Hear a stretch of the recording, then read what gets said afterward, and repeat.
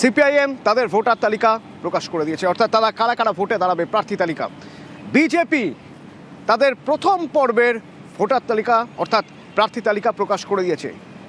আজ তৃণমূলের প্রার্থী তালিকা প্রকাশ, অত্যন্ত গুরুত্বপূর্ণ। বিজেপির প্রার্থী তালিকা কিছুটা হলেও প্রকাশ হয়ে গেছে, সিপিআইএম এর প্রার্থী তালিকা প্রকাশ হয়ে গেছে, তৃণমূলের প্রার্থী তালিকা আজ প্রকাশ হবে। কোথাও কোনো এদিক ওদিক হবে।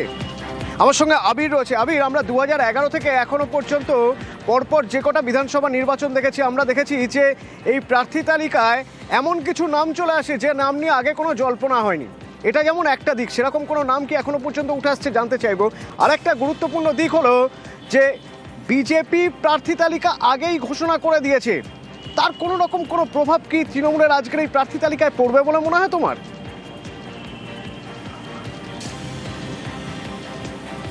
তোমার দ্বিতীয় প্রশ্নের উত্তর দিয়ে আগে শুরু করি অতনু। সেটা হচ্ছে ঠিক 3:15 তৃণমূল কংগ্রেস তাদের প্রার্থী তালিকা প্রকাশ করতে চলেছে।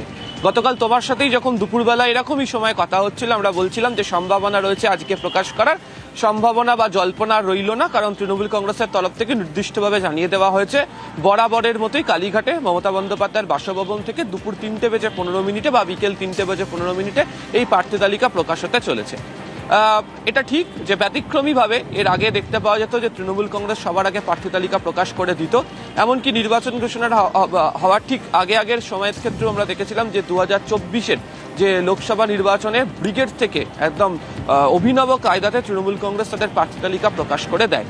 এবারের ক্ষেত্রে ছবির অনেকে বলছেন বা তৃণমূল কংগ্রেসের রাজনীতি সম্পর্কে যারা অবহিত তারা অনেকে বলছেন যে 2011, 2016, 2021-এর পরবর্তী সময়ে এসে যখন 2026-এ তৃণমূল কংগ্রেস লড়াই করতে চলেছে, তখন রাজনৈতিক প্রেক্ষিত, রাজনৈতিক প্রেক্ষাপট, রাজনৈতিক অবস্থান তার সবকটাই গোটা রাজ্য জুড়ে তৃণমূল কংগ্রেসের ক্ষেত্রে বদল হয়েছে এবং তারা এবারে নির্বাচনের ক্ষেত্রে লড়াই করার ক্ষেত্রে একদম অত্যন্ত ধীর স্থিরভাবে ভাবনা চিন্তা করে প্রত্যেক কটা আসনের ক্ষেত্রে নির্দিষ্টভাবে কাকে প্রার্থী করা হচ্ছে, কেন তাকে প্রার্থী করা হচ্ছে, সে প্রার্থী করলে সেখানকার বাকি নেতাদের মধ্যে কী ধরনের মনোভাব হবে সেটা বারবার ধরে খুঁটিয়ে তারা পরীক্ষা করেছে এবং তারপরেই তাদেরকে প্রার্থী হিসেবে মনোনীত দিতে চলেছে, যা বিকেল 3:15 সময় জানতে পারা যাবে।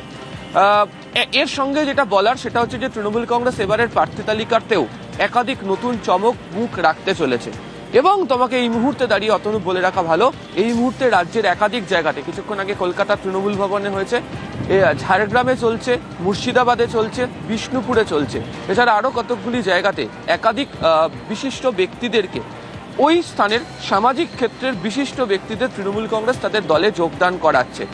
কিছুক্ষণ আগে তুমি যাদেরকে দেখলে যে শিবশঙ্কর পাল, তনুশ্রী হাঁসদা, আব্দুল মতিন, ঝাড়গ্রামে মঙ্গল সোরেন, মুর্শিদাবাদের ক্ষেত্রে নূর আলম, যারা যোগদান করতে চলেছে, সূত্রের খবর তারা প্রত্যেকেই বিধানসভা আসনের প্রতিদ্বন্দ্বিতা করতে চলেছেন এবং তাদেরও নির্দিষ্ট যে আসন, সেই নির্দিষ্ট আসনে কেন তাদেরকে দেওয়া হচ্ছে সে বিষয়েও তৃণমূল কংগ্রেস তাদের যে ভাবনা চিন্তা তা করে ফেলেছে। প্রসঙ্গত তোমাকে জানিয়ে রাখি যে গত কয়েক মাস ধরে বাংলার সংস্কৃতি জগতের একাধিক বিশিষ্ট ব্যক্তিদের নাম নিয়ে বারবার ধরে আলোচনা হয়েছে। বহু ব্যক্তিকে কখনো প্রশাসনিক স্তরের বা সরকারি অনুষ্ঠানের মঞ্চে, কখনো দলীয় মঞ্চেও লক্ষ্য করতে পারা গেছে এবং এর মধ্যে বেশ কতগুলোর নাম নিয়ে যেগুলোকে নিয়ে জোর জল্পনা চলছে, এদের মধ্যে থেকে বেশ কয়েকজন তৃণমূল কংগ্রেসের প্রার্থী তালিকাতে স্থান পেতে চলেছেন। তৃতীয়ত যেটা আজকে প্রার্থী তালিকার ক্ষেত্রে দেখার মতো হবে বলে মনে করা হচ্ছে সেটা হচ্ছে যে বেশ কতগুলো মন্ত্রীর যে আসন, সেই আসন বদল হতে চলেছে। তার মধ্যে খড়দায় শোভনদেব চট্টোপাধ্যায়, তিনি মন্ত্রী, সূত্রের খবর তিনি কলকাতার বালিগঞ্জ আসন থেকে তিনি লড়াই করবেন। বালিগঞ্জে যিনি ছিলেন বাবুল সুপ্রিয়, তিনি রাজ্যসভা সাংসদ হয়ে গিয়েছেন এবং তিনি বিধায়ক পদ থেকেও ইস্তফা দিয়েছেন।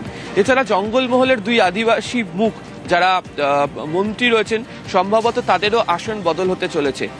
দক্ষিণবঙ্গের অপর এক যে নেতা মন্ত্রী, তারও আসন বদল হতে চলেছে। এমনও সূক্ষ্ম সূক্ষ্ম বার্তা ইতিমধ্যে তৃণমূল কংগ্রেস সূত্র থেকে আমরা জানতে পাচ্ছি।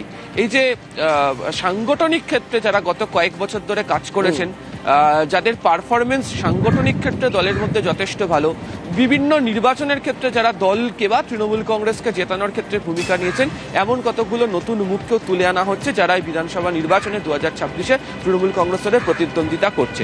ফলে সব মিলিয়ে আজকে যে প্রার্থী তালিকা তৃণমূল কংগ্রেস প্রকাশ করতে চলেছে, তৃণমূলেরই একটা সূত্র বলছে তাতে চমক থাকছে এবং কাকে কোন আসনে দেওয়া হচ্ছে, কেন তাকে দেওয়া হচ্ছে তা নিয়ে একেবারে পারফরমেন্স যাচাই করে তার সম্পর্কে বিস্তারিত তথ্য রিপোর্ট তৈরি করে তার কি প্রভাব সেই আসনগুলোর ক্ষেত্রে পড়তে চলেছে, তার সমস্ত কিছু দেখেই তৃণমূল তাদেরকে প্রার্থী হিসেবে টিকিট দেবে। একেবারে পুরো দমে প্রস্তুতি শেষ, তারপরেই আজ তালিকা প্রকাশ। ইতিমধ্যে এই বিজেপি বেশ কয়েকজনের তালিকা প্রকাশ করে দিয়েছে, ওদিকে সিপিআইএম তালিকা প্রকাশ করে দিয়েছে। ভোট যুদ্ধ শুরু হয়ে গিয়েছে আর প্রস্তুত ওদিকে নির্বাচন কমিশনও। যেদিন